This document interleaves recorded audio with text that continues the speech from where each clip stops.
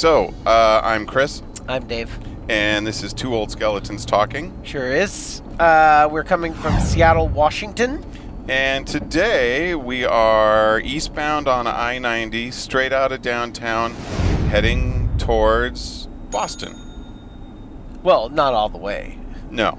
I got things to do today. I can't go to Boston. All right, we're heading towards Issaquah, but eventually 90 goes to Boston. Well, can you get to...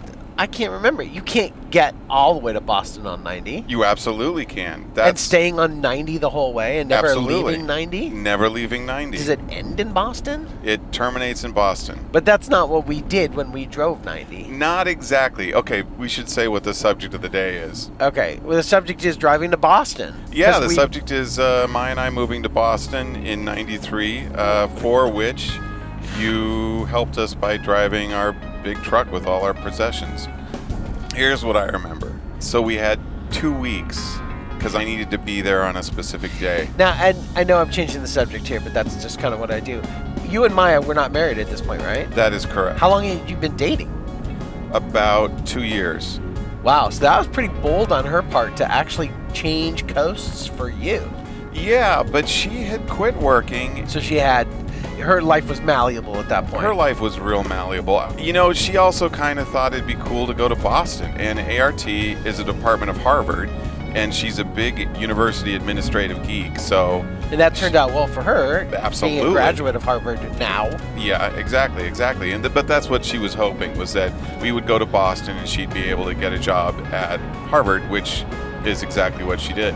Okay, so anyway, we had 2 weeks to get there. So then we rented a 24-foot Ryder truck.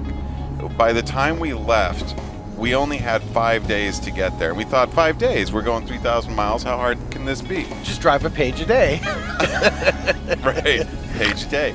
And I don't know if you remember this or not. We committed because Maya and I knew that we were going to have to fly you home. So we bought the airline ticket based on when we hoped to be there. So at that point, we were committed because you had to be on a plane. And it was super tight. The one thing I do recall is that maybe by the time we flew into town, I had a couple hours to kill before flying back. That was about it. Yeah. Because parked the trucks. Well, we started badly because, of course, packing goes much longer than you think it will. Yeah. And day one, we had planned on leaving at like 8 or 9 in the morning. I think that's when you arrived. Yeah. And we left at 8 that evening because we were still packing. Yeah. So the first night, I just made, an arbitrary decision. Let's get through Washington State.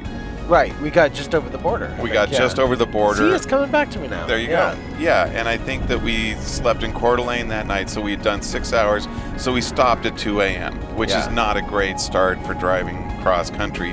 And I think it affected Maya more than anybody else. So I'm in the lead. Because now we're all driving. Each of us are driving a vehicle. Exactly. It's not like we're all in a truck together. Right. Right. I'm in the lead in a 76 Volvo, and you're in the middle in the big Ryder truck, and then Maya's in her car, which was a Toyota Camry, in the back.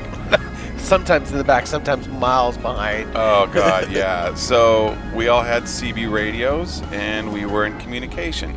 Until day 2. Montana. And the night of day 2 was when we crossed the Rockies.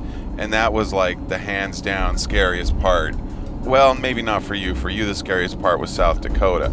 That was the worst, yeah. But for me, the scariest part was crossing the Rockies because none of us had chains. And it started snowing and there were no lights on this part of 90.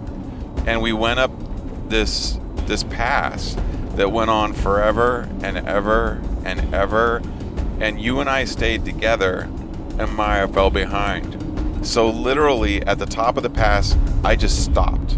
Yeah. Because I had not wanted to stop on the way up because I wasn't sure we'd get started again.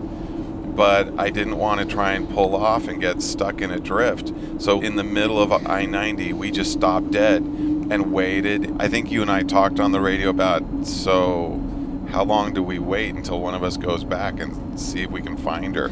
It is pretty incredible that we were able to ever get anything done without cell phones, without the ability to just call and say, "Where are you?" You know? Yeah, no, just you're right. Because you have to stick to a plan. The plan is we'll meet you at the top, and if we get separated, you remember you always had to have the if we get separated plan. But oh, that's right. I forgot about that. Yeah. So that was my scariest moment, is not knowing if Maya had gone into the ravine. But yours was later that night, because we came down the other side and it was just black ice. Well, I remember we were just trucking through. So you say it was South Dakota, right? It was South Dakota, yeah. We dip into Wyoming and then we were in South Dakota. Yeah, and it was flat and it was mostly straight. And we're trucking along at least 50 or 60. Like, anyway, you said, let's stop at this rest stop. So we do. I climb down out of the truck and I immediately fall because it's an inch of ice. I totally don't remember that, yeah. Yeah, and that was the first time I realized that we were driving on ice this whole time. And because I remember thinking, is the parking lot like this or is the road actually like this? Do we really want to continue? We're in the middle of South Dakota. It's getting dark. We're going to continue. It was dark. Yeah. We're not going to just stay right here in this rest stop. We're going to push on to the next thing. So I was like, okay, I'm nervous about this. In a car, you can feel what's going on, Yeah. But not a 24-foot truck. And I remember at some point we get back on the road, and we're not more than a mile away from that rest stop. And I'm just trying to keep it steady, and all of a sudden the whole 24-foot truck just starts moving sideways, like I'm starting to put it into a spin. So I'm... And I remember that because I was talking to you, and you came on the CB and you said, "Not now," and threw it down, I think, and I looked in my rearview mirror and I could see the truck going sideways towards the side of the And it highway. wasn't just sliding sideways, I was actually Right. starting to spin, right? So I counter steer as gently as I can, get the truck sort of straightened out again, start to counter steer the other way, and all I can think is, oh, I'm going to roll this thing. I'm going to roll this thing with everything that these people own, right? Yeah. And they're going to be really mad at me for being the one. And all I did is, I think I got back on and I said, I almost lost the truck there. But I do remember telling you, we're cranking it down to 30 at this point. And so we probably went another 10, 15 miles, pulled off to the side of the road, and I climbed down and it was bare and wet again, right? Oh. And not ice. And so I was like, okay, I'm feeling better about this. Let's get going again. But, oh my God. Because what I remember is once that happened, we were just looking for the next place that had a hotel. Yeah, but that was still, God, that was still at least an hour away. I mean, we were in that truck for a whole nother. I was in the truck for another hour after that happened. Probably. But I do remember, I mean, maybe where we stopped there was nice, but I remember when we got into the motel parking lot, that was icy. Yeah.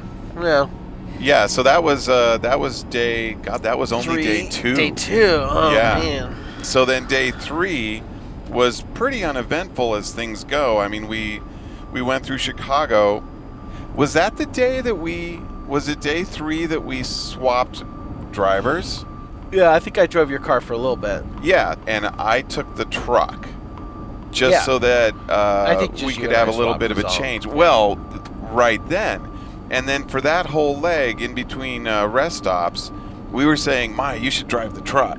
And Maya totally didn't want to drive the truck. I remember that, yeah. But we talked her into it.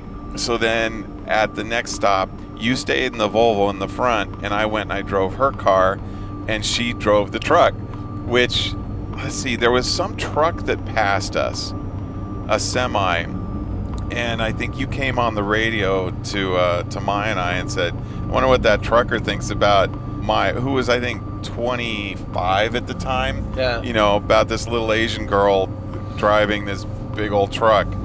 And he came back at you. Oh, that's right. I remember that. I do remember that. And he came back and you said, I can't remember what he said. I don't either. I do remember but that. it was a big complimentary. Yeah. And then you ended up talking with him for like 45 minutes about stuff. Maya just got to listen into all that, and then we pulled off and swapped back. Yeah. So that was day 3.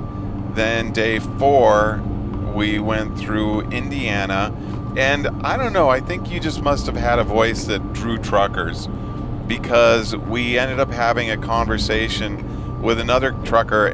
We were telling him where we were going and what we were doing, and he said, well, you shouldn't actually take 90 all the way to Boston. I do remember that. Yeah, and they said instead once you get to, I don't even remember where, get off on 84. I thought we did that just south of Chicago. No. Okay. We were on 90 In Ohio someplace. into, I think, Ohio. Yeah, you're right. It was Ohio that we jumped off. Yeah, we jumped off, and so now we're on 84, and we go through Pennsylvania so that you can see Scranton. Well, that's just that's just where 84 was. And then we stayed, I think it must have been in Ohio for the night, and then the last day we only had, I don't know, maybe 4 hours, 5 hours that we had to drive, and by now we were all caught up because we'd been pulling into wherever we were stopping at like 2 in the morning, but still trying to get up onto the road by like 9. I do remember that. By like the 4th day, I was kind of wiped, and you're we were all wiped. You're like, all right, we're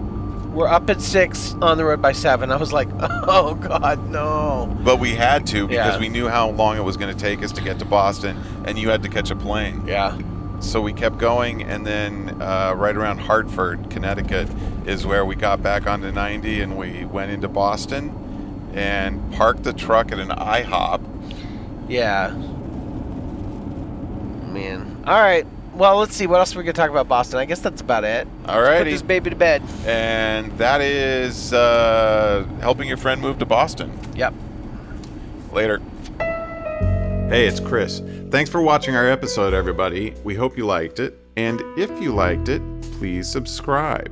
Also, if you'd like to see some outtakes and behind the scenes, you can support us and check them out at patreon.com/2oldskeletons.